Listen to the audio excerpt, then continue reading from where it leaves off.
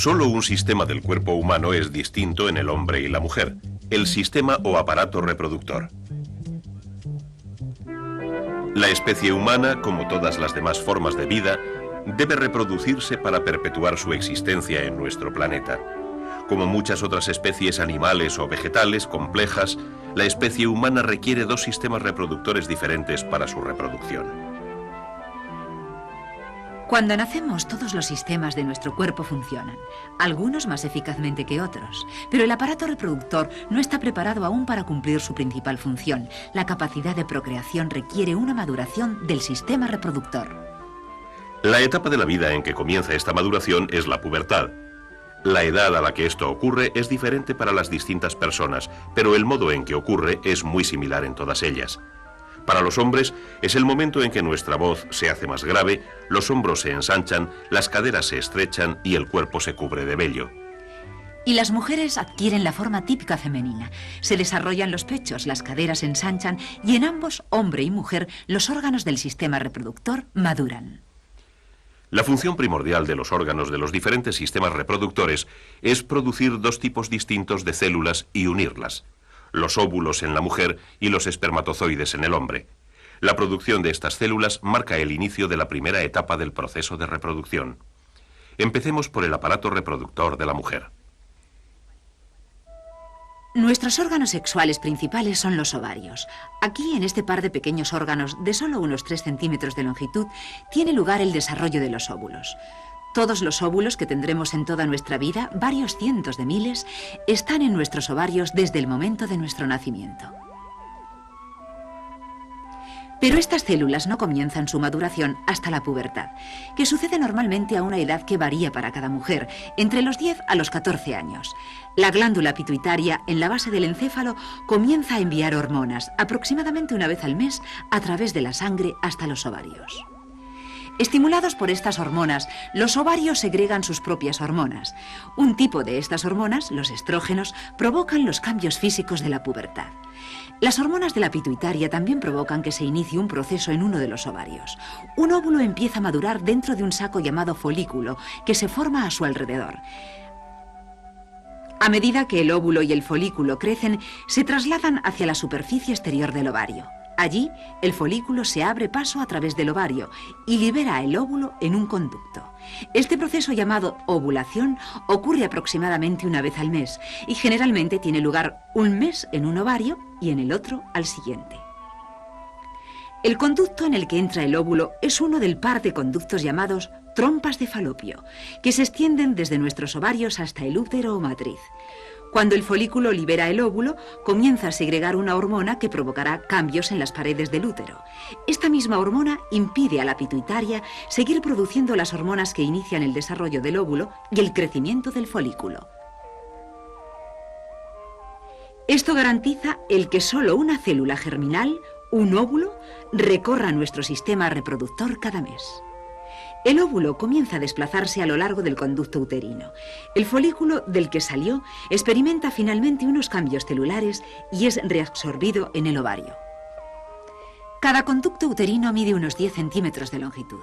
Estos conductos están cubiertos por dos clases de células. Unas producen mucus, las otras tienen diminutos cilios. Músculos involuntarios en las paredes de los oviductos provocan un movimiento ondulatorio de esos cilios. Estos movimientos crean corrientes de fluido en el mucus y dichas corrientes transportan la célula hacia el útero. Este viaje dura unos 3 días. Cuando se produce la fecundación, generalmente tiene lugar en uno de estos conductos. Durante este tiempo, el útero ha comenzado a responder a las hormonas del ovario. Los cambios que tienen lugar en el revestimiento de sus paredes lo preparan para la posibilidad de acoger un óvulo fecundado. En las paredes del útero, el revestimiento de las paredes se hace más grueso. Aparecen vasos sanguíneos en ese revestimiento que transportan sangre para nutrir a estas nuevas células. Si el óvulo no es fecundado durante su viaje a través del conducto uterino o muy poco después en el útero, no son necesarios estos cambios. Las células que engrosaron las paredes mueren y se desprenden del recubrimiento normal del útero. Los diminutos vasos sanguíneos que llevaron la sangre a estas células se rompen y liberan una pequeña cantidad de sangre. Durante un periodo de varios días, las células muertas y la sangre salen del útero y entran en el conducto llamado vagina, y desde ahí son eliminados de nuestro cuerpo. Este es el llamado proceso de la menstruación, que ocurre generalmente cada 28 días. La menstruación y la ovulación forman el llamado ciclo menstrual. La glándula pituitaria vuelve a ser activa. Comienza a segregar hormonas que inician el desarrollo de un nuevo óvulo en un nuevo folículo y nos inicia en otro ciclo menstrual. Una vez más, nuestro cuerpo se prepara para la posibilidad de que un óvulo sea fecundado por un espermatozoide. Y la función del sistema reproductor del hombre es proporcionar esa célula reproductora, el espermatozoide. Las hormonas de la glándula pituitaria son también responsables de nuestros cambios físicos y sexuales en la pubertad. Estas hormonas afectan a nuestros órganos sexuales principales, los testes. En la pubertad, que normalmente tiene lugar entre los 14 y los 16 años para el hombre, las hormonas de la pituitaria hacen que los testes comiencen a producir grandes cantidades de una hormona llamada testosterona. Es esta hormona la que inicia nuestra maduración física y sexual. Nuestros testes, llamados vulgarmente testículos, son un par de órganos de forma y tamaño ligeramente mayores a los ovarios de la mujer. No solo generan hormonas, sino que además fabrican nuestras células reproductoras, los espermatozoides. Pero nuestros testículos, al contrario que los ovarios, se encuentran suspendidos fuera del tronco de nuestro cuerpo. Los testículos penden en un saco llamado escroto. Al estar fuera de la pelvis, la temperatura de los testículos es ligeramente inferior a la normal del cuerpo. Esta temperatura más baja es necesaria para la producción de espermatozoides sanos. Pero una temperatura demasiado baja tampoco es buena para el correcto desarrollo de los espermatozoides, y eso provocará que los músculos reflejos del escroto se contraigan, de modo que las paredes del escroto se plieguen, elevando los testículos hacia el calor de la pelvis. El espermatozoide sano puede desarrollarse únicamente dentro de un margen de temperaturas muy pequeño. Cada testículo se divide en secciones que contienen túbulos, conductos largos y enroscados de diámetro microscópico. En las paredes de estos hay una capa de células especializadas que fabrican los espermatozoides. Decenas de millones de espermatozoides se producen aquí a diario en el hombre maduro. Las células en desarrollo son expulsadas de los conductos mientras nuevas células se van formando tras ellas. Los conductos transportan los espermatozoides fuera de los testículos a un conducto enrollado de más de 6 metros de longitud, donde son almacenados. En este conducto almacén, el espermatozoide completa su desarrollo y adquiere la capacidad de moverse sacudiendo su larga cola. Cuando los espermatozoides abandonan nuestro cuerpo, se desplazan a través de unos conductos pasando por delante de la vejiga, que no forma parte del aparato reproductor, y entra en la parte superior de la uretra, que normalmente transporta la orina desde la vejiga. Aquí los espermatozoides se unen con las secreciones de las llamadas vesículas seminales y secreciones de la próstata y forman una sustancia llamada semen. La uretra se extiende a través del pene, y a través de este órgano es como el semen, portador de los espermatozoides, abandona el cuerpo del hombre, obligado generalmente por contracciones musculares espasmódicas de la glándula prostática y varios conductos. Estas contracciones cierran la conexión entre la vejiga y la uretra, de manera que la orina no puede fluir por ella al mismo tiempo. Durante el intercurso sexual hay aproximadamente 300 millones de espermatozoides en el semen que sale del sistema reproductor masculino y penetra en el femenino. El semen entra en el cuerpo de la mujer a través de la vagina. Agitando sus largos rabos, los espermatozoides nadan desde la vagina hasta el útero y los conductos uterinos. Ahora, con la presencia de células sexuales masculinas en el cuerpo de la mujer, la fecundación de los óvulos se hace posible, pero debe tener lugar dentro de un tiempo limitado. Los espermatozoides solo vivirán un día o dos una vez estén dentro de nuestro cuerpo. Y el óvulo que baja por las trompas de Falopio también vivirá solamente un día o dos si no es fecundado. Para ser fecundado un óvulo debe ser penetrado por un espermatozoide. Solo uno de los 300 millones debe hacerlo. De hecho, solo uno puede hacerlo porque en el momento en que tiene lugar la penetración se forma una barrera química instantánea en la membrana. Ahora ningún otro espermatozoide puede penetrar. El óvulo ha sido fecundado.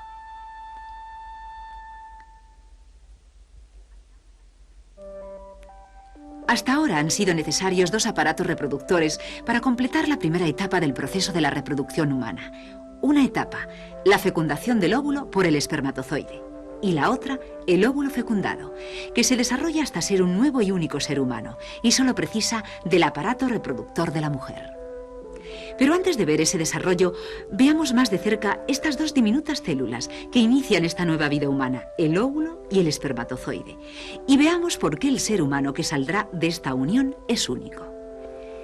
Las células sexuales se diferencian principalmente en nuestro organismo en una cosa: solo tienen la mitad de los cromosomas que generalmente tienen las demás. Los cromosomas son las estructuras del núcleo celular que contienen los genes, las unidades de la herencia que portan los rasgos genéticos de una persona. Una célula normal contiene 46 cromosomas. Cuando este óvulo comenzó su desarrollo, también tenía 46 cromosomas, pero al madurar, una pequeña célula llamada cuerpo polar se separó de él llevándose la mitad de los 46 cromosomas de su núcleo. Así pues, quedan 23 cromosomas en el núcleo del óvulo.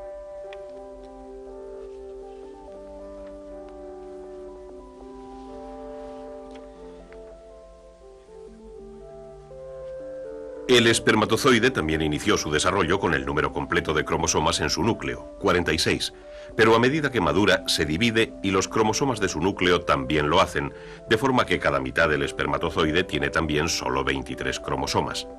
Una nueva división ha tenido lugar en el espermatozoide antes de finalizar su maduración, pero esta división también produce células con 23 cromosomas, así que los espermatozoides, como los óvulos, tienen cada uno la mitad del número usual de cromosomas.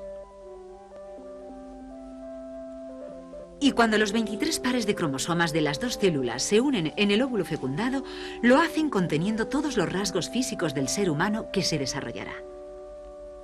Cada uno de los padres contribuye con 23 cromosomas, pero las leyes de la herencia determinarán qué genes serán los dominantes. Estos determinarán el color y textura del pelo del niño, el color de los ojos, la forma de la boca, la forma de la nariz, el tipo de sangre y todas las demás características físicas que forman la persona. Toda esta información está en los genes del nuevo individuo en desarrollo, además de los factores que determinarán su sexo. Los óvulos de la mujer contienen solo un tipo de cromosoma determinante del sexo. Es el llamado factor X. Los espermatozoides pueden tener dos tipos distintos, el X, que también contiene el óvulo, y otro llamado Y. Los espermatozoides que porten el tipo X darán hijos hembras, los que porten el tipo Y darán hijos varones. De forma que son nuestras células sexuales las que determinan el sexo del nuevo organismo.